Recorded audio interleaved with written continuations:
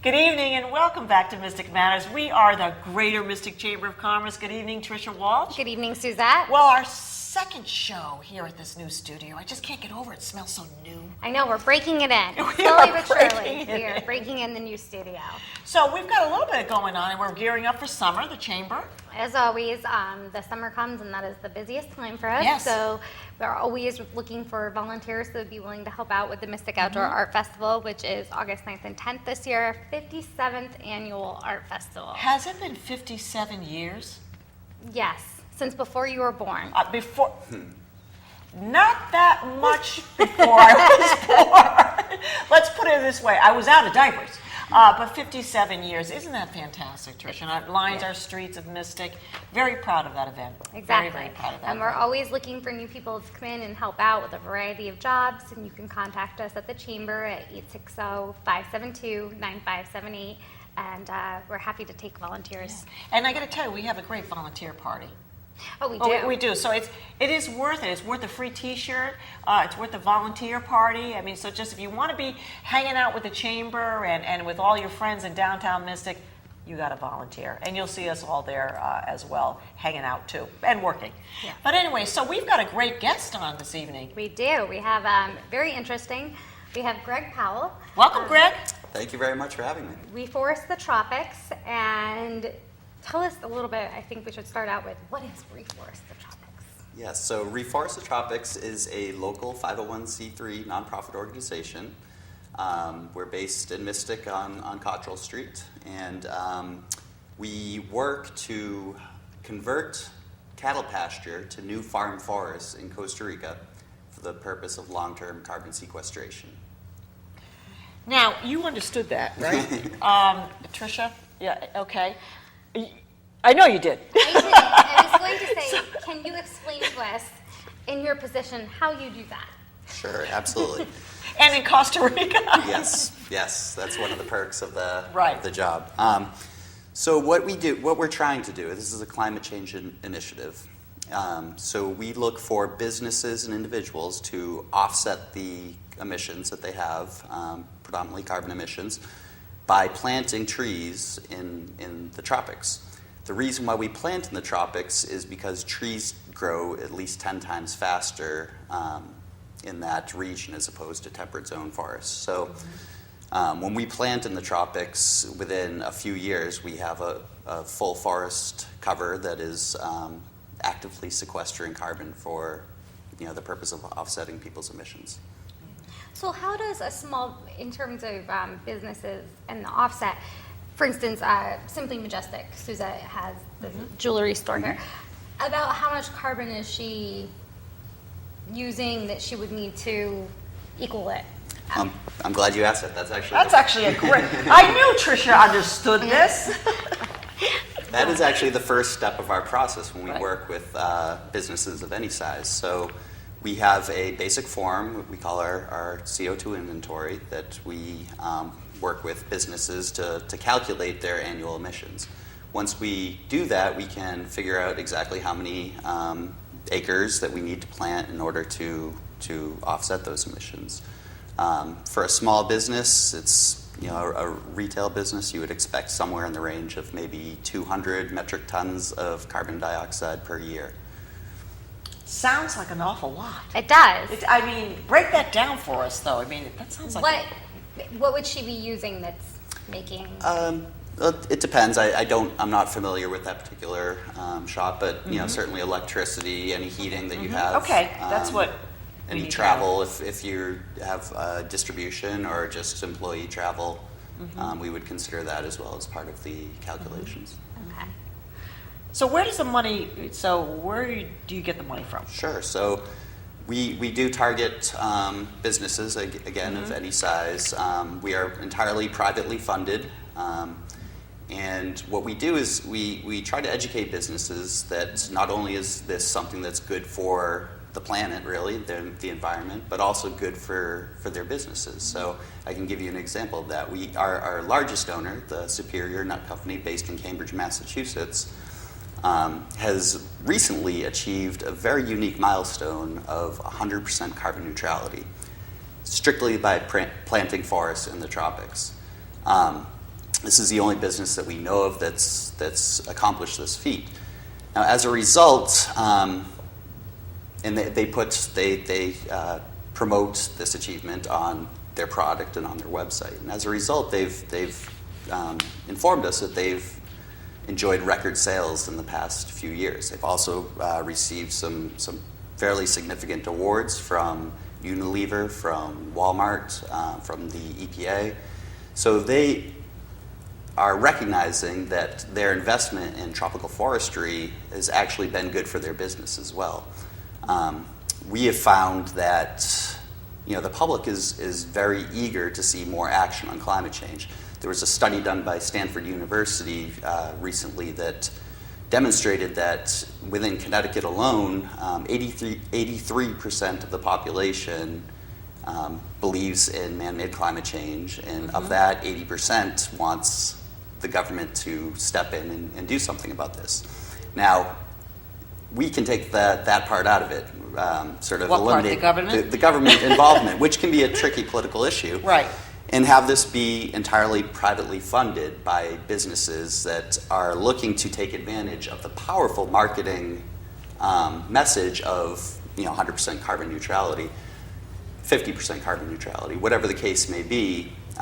We found that the public responds to that, and as a result, ideally, the investment in forests pays for itself through increased revenues. Absolutely. So it's somewhat of a marketing campaign.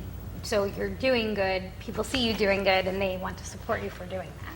Absolutely. The trends are pretty clear that the public is increasingly aware of this issue. They're demanding more action.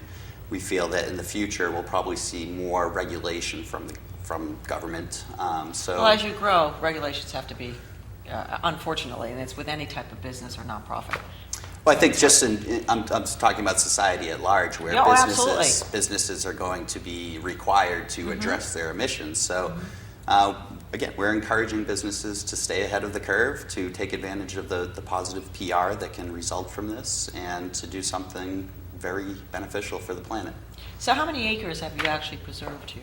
To date, we have planted, we measure in hectares, it's 361 hectares, which is... Did you get that, Tricia? Because we at the math party. Okay, yep, no, so I can that's... when Tricia asked that question, she did the same thing I did. It's like, what does that mean? What is a hectare?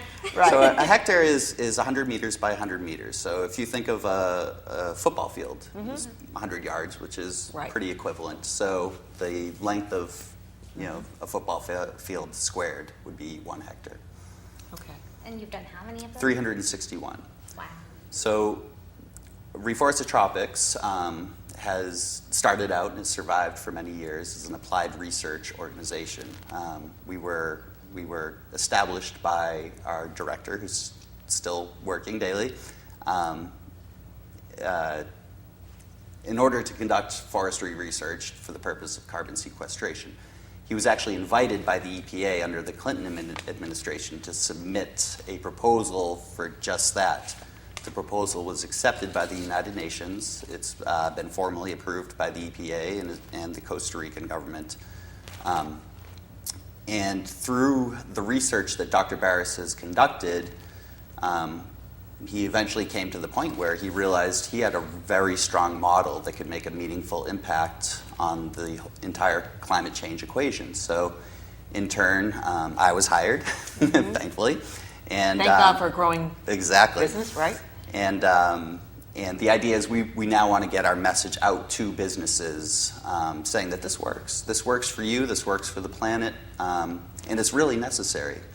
I mean, there's a lot of sustainability initiatives out there that are focused on reducing our rate of emissions. So whether it be, changing the light bulbs or reducing packaging, driving less, things like that. And those are all extremely important. But when we look at climate change, we still see that there's an excess of CO2 in the atmosphere that actually has to be pulled out, extracted from the atmosphere. So reducing our rate of emissions alone is not going to be sufficient in the long run if we're serious about climate change mitigation. As a result, forests present the best, most cost-effective method doing just that. And again, we want to encourage all businesses to participate in this so they can be part of that solution. So you mentioned that Costa Rica, because it's in the tropics, the trees grow faster and everything there. But is there a time you think where maybe you'll have taken up as much land as you can in Costa Rica and you might have to expand to some of the other areas? Is that a goal? We certainly hope so. Go from island hopping? I think people would be surprised at the surplus of cattle pasture, which is basically land that's been deforested in the past. There was a study by Woods Hole Oceanographic Institute a few years back that estimated there's about 5 billion hectares of pasture in the world. A lot of that's in Costa Rica. There was actually a government program from the 80s encouraging landowners to clear their forests for the purpose of cattle production. So there's a lot of surplus pasture land that we can work with in Costa Rica. Once we exhaust our planting options there, of course, we would look to expand to other countries. Costa Rica offers a very favorable site for us to work with because it is a bit more developed than some tropical countries. And Costa Rica has a very strong environmental reputation. So actually, as a country, they have established the goal of being entirely carbon neutral by the year 2021, which is an amazing That's goal. not far. No, right it's around the corner. right around the Yeah. corner. So, right around the corner. and one of their great initiatives is forestry, reforestation. So you've told us how many acres that you preserved. Now, how many is ongoing that you have now in preservation?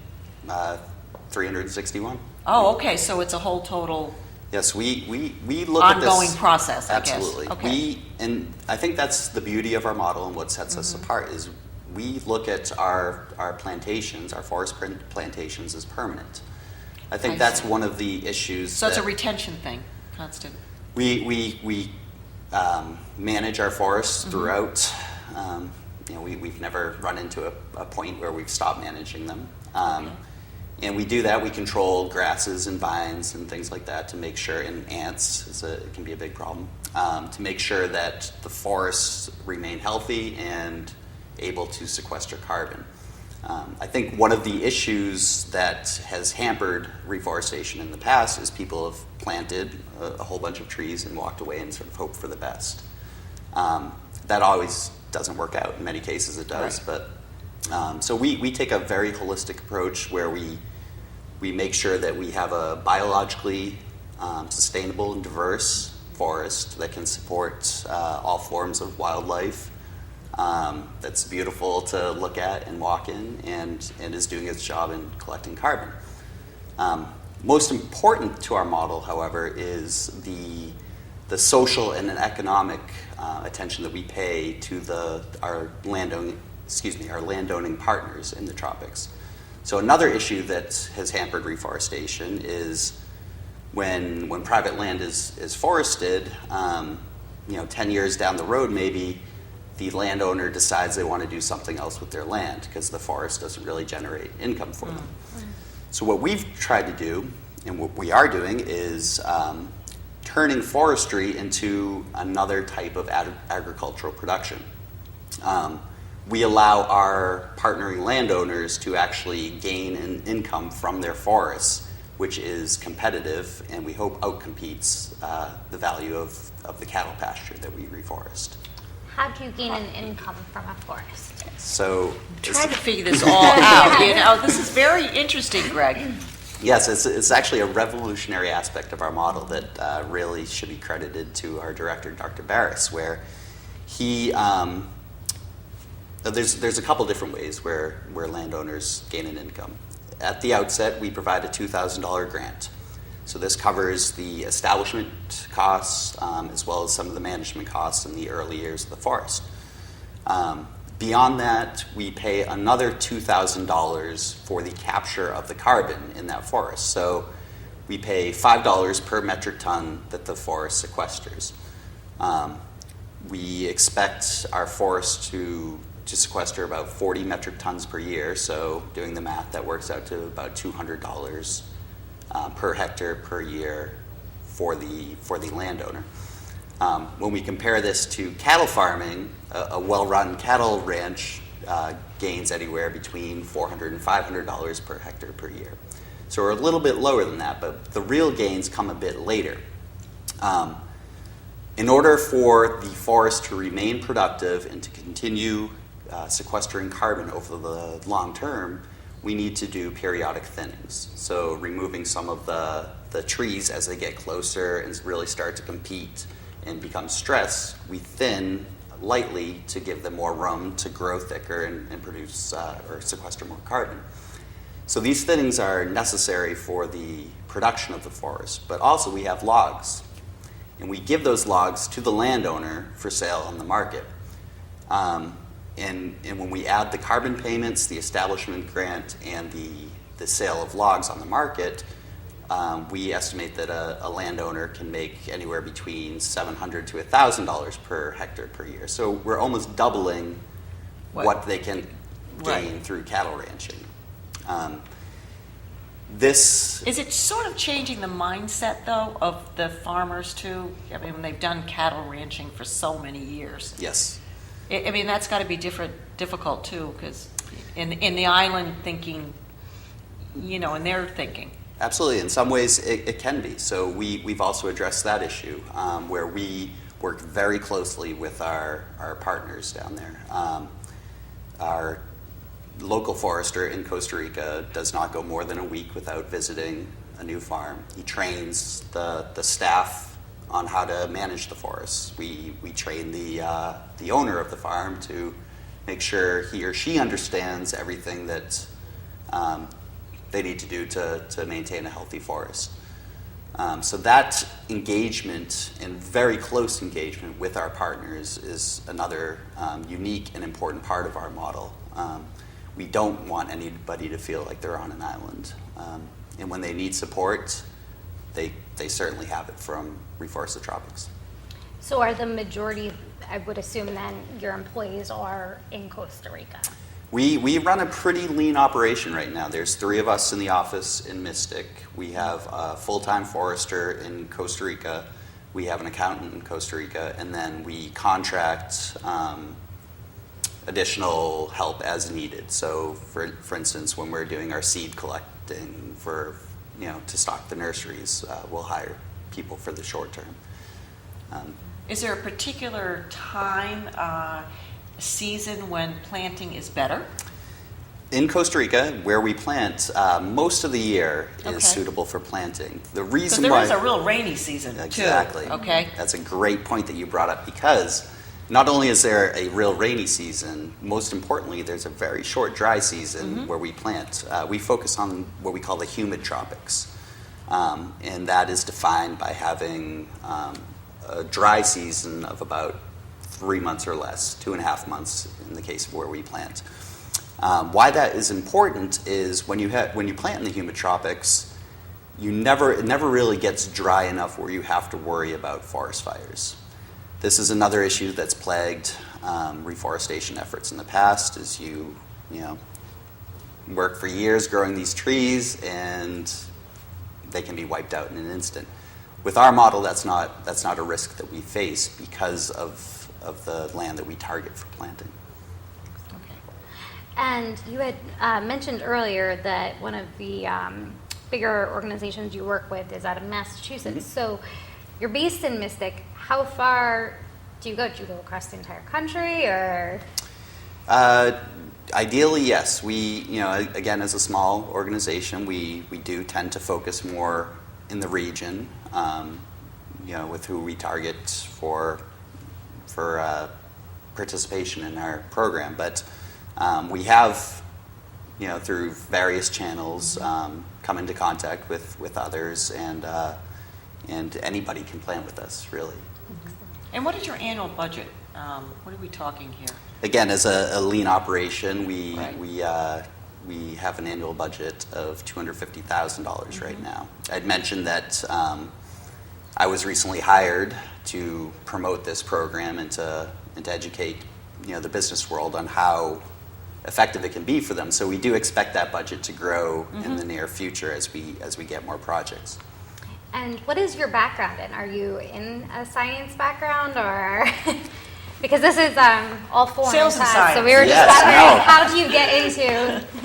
Luck for me, luck really. My background is more on what I'd call international development. So out of college, I joined the Peace Corps. I spent 2 years in Honduras where I participated in a couple different reforestation projects. I gained a love for both Latin America and for community development work. So I continued, I've worked for 2 years in Belize. I worked a year in Peru.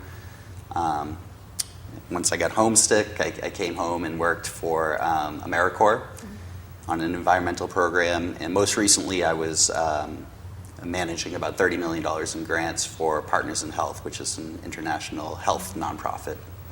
I saw this opportunity with Reforest the Tropics, and I jumped on it. It allows me to go to Costa Rica. It's an important issue. A couple times a year? Yes, exactly. Yep. Now, when you go, is it a certain time of year that you have to go? No, it's need based. Okay. So as issues come up, and we again because of the importance that we place on the relationship with our partners in Costa Rica, it's also important that we go and talk with them and show them support, and that we're engaged in order to motivate them to stay engaged themselves. So if Simply Majestic, was to invest in offsetting their carbon, could Suzette go down and visit her forest? Absolutely. Well, I mean, and you could take me. I would take Tricia. We spent a few hours in the forest, and after the bugs and everything, and then we go to the local spa. I mean, that would be about our, I'm not sure you want to participation. leave the forest. It's a beautiful way to spend a day. In fact, each of our donors in each project will have a sign which identifies their project and them as the donor. So there's a lot of publicity for their donors in the forest itself. We've had a number of our donors come down and tour the forests and really be able to benefit by learning directly from Dr. Barris as he explains what is going on in each project that they've supported. I think you should buy a forest. Why invest why? in it. I mean, what I mean? We could just buy a whole Hectare. hectare. It's funny because we in the jewelry industry we talk millimeters and metrics, and so there's always this, another way of measuring.